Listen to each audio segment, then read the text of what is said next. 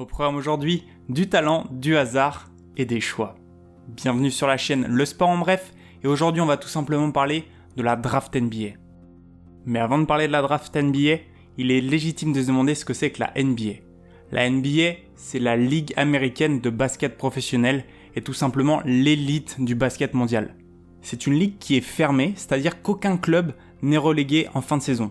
Aucune équipe ne peut perdre sa place dans cette ligue. Et ça va avoir son importance plus tard.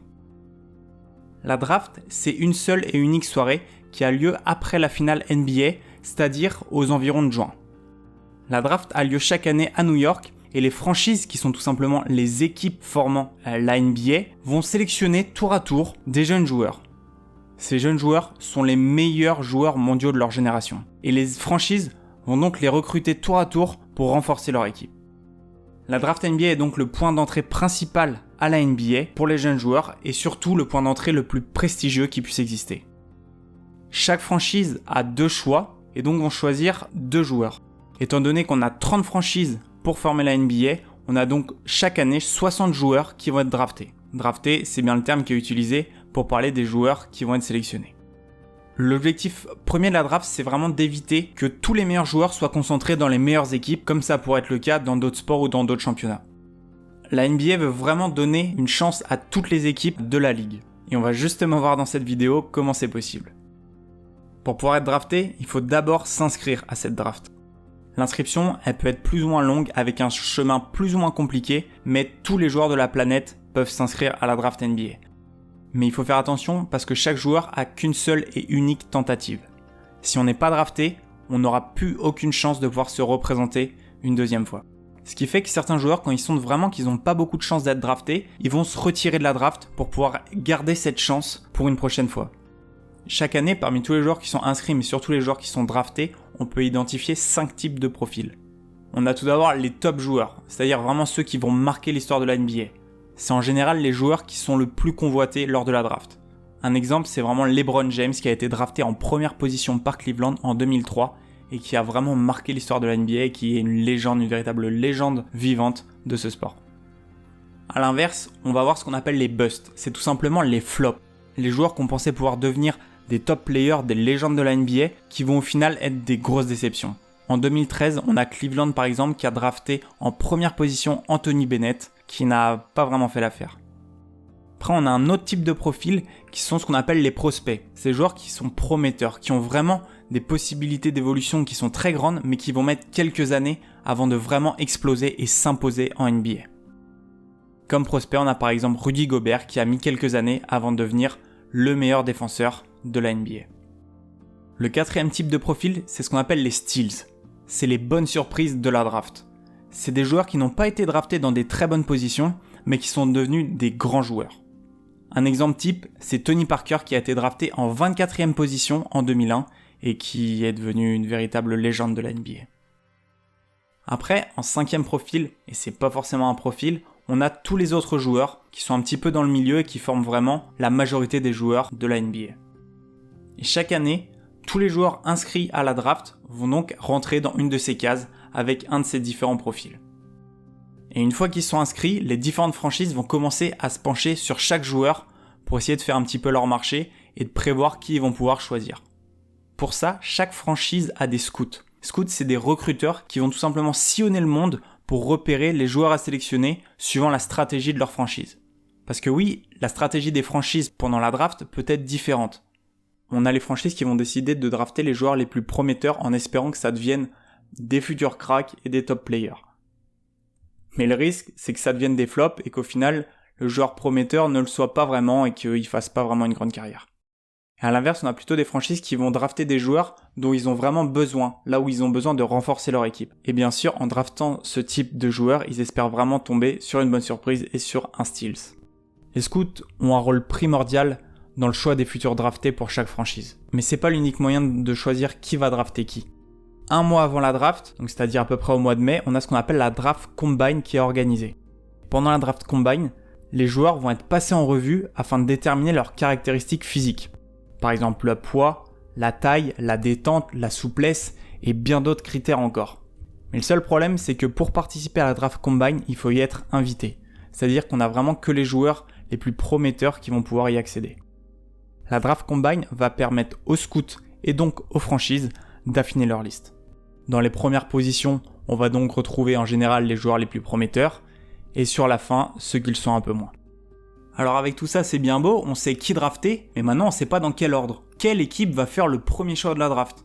Parce que oui, comme je vous l'ai dit au début, les équipes vont choisir tour à tour. La franchise qui va avoir le premier choix va avoir un avantage considérable par rapport à la franchise qui va effectuer le 30e. Cet ordre, il est basé en grande partie sur le bilan sportif des franchises sur la saison régulière passée. Alors un petit point d'abord sur ce que c'est que la saison régulière, c'est 82 matchs qui permettent de déterminer les équipes qui vont être qualifiées pour ce qu'on appelle les playoffs. Les playoffs qui permettent de déterminer le champion de la saison. Les plus mauvais bilans sportifs de la saison passée auront bien souvent les meilleurs choix. L'objectif, comme on l'a dit au tout début, c'est vraiment de rééquilibrer les effectifs et de donner la chance à toutes les franchises d'avoir les meilleurs joueurs. Mais pour avoir l'ordre de la draft, on n'inverse pas simplement le classement de la saison passée. C'est un petit peu plus compliqué que ça. Les 16 équipes qui vont accéder aux playoffs, qui sont tout simplement les 16 meilleures équipes de la saison passée, elles vont se voir directement attribuer les 16 derniers choix. Et là pour le coup, on va vraiment utiliser l'inverse du classement de la saison passée. C'est-à-dire le meilleur bilan aura le 30e choix, le deuxième meilleur bilan le 29e et ainsi de suite. Étant donné que la NBA c'est 30 franchises, il va donc nous en rester 14. Parmi ces 14, on va effectuer un tirage au sort pour déterminer les 4 premiers choix de la draft. Toutes les équipes n'ont pas les mêmes chances d'avoir ces choix. Comme on l'a dit, l'objectif de la draft, c'est vraiment de rééquilibrer les chances pour permettre aux plus faibles équipes d'avoir les meilleurs joueurs. Depuis 2019, les 3 plus mauvais bilans de la saison passée ont les mêmes chances d'être dans ces 4 premiers choix. L'objectif ici, c'était vraiment d'éviter ce qu'on appelle le tanking, qui était un procédé utilisé par les franchises NBA et donc qui visait à perdre le plus de matchs possible pendant la saison régulière pour être en dernière position. Parce qu'avant 2019, celui qui était vraiment en dernière position avait beaucoup plus de chances de se voir attribuer le premier choix. Le tanking est un procédé qui est rendu possible parce que la NBA est une ligue qui est fermée, donc on ne peut pas être relégué, et donc on n'encourt aucun risque à finir dernier de la saison régulière. La NBA a changé les règles pour éviter le tanking parce que les matchs étaient donc pas intéressants puisqu'on a des équipes qui voulaient faire exprès de perdre. Et donc des matchs moins intéressants, ça veut dire moins de revenus générés par les droits télé. Pour en revenir à la draft, on a donc un tirage au sort parmi ces 14 équipes pour déterminer les 4 premiers choix.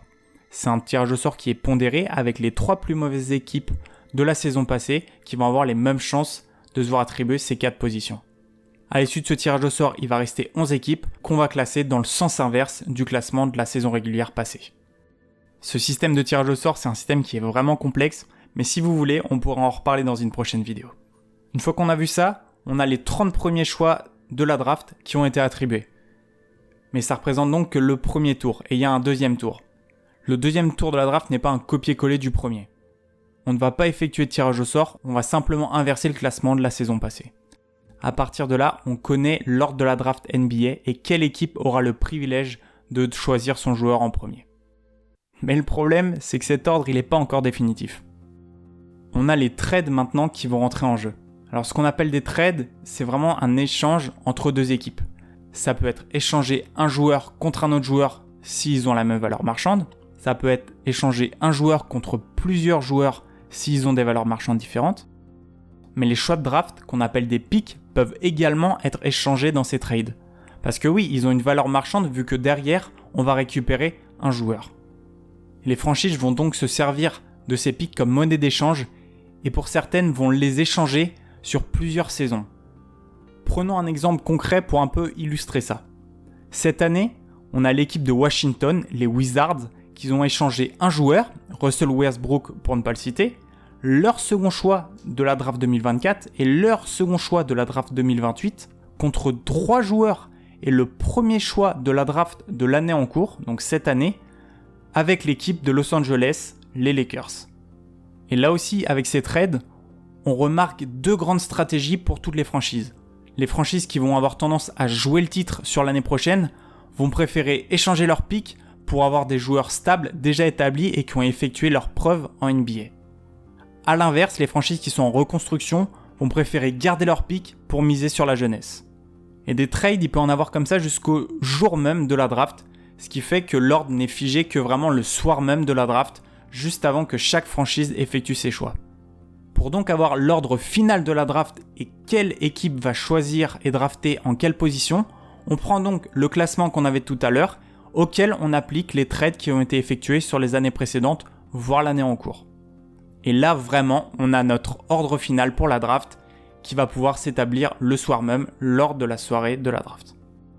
Le soir de la draft, les équipes vont sélectionner à tour de rôle un joueur jusqu'à ce qu'on ait effectué les 60 choix. Mais comment ça se passe du coup pour un joueur qui n'a pas été drafté ? Il garde quand même les chances de pouvoir un jour fouler les parquets de la NBA en utilisant par exemple la ligue d'été ou les tournois de pré-saison, mais c'est sûr que c'est un petit peu plus compliqué. Mais pour autant, un joueur qui a été drafté n'est pas forcément assuré de jouer à NBA un jour et de devenir pro, même si on doit bien se l'avouer, ses chances sont quand même un peu plus élevées. Pour votre information, on a des grands joueurs comme LeBron James, qu'on a déjà évoqué tout à l'heure, mais encore Shaquille O'Neal ou Magic Johnson qui ont été draftés en première position.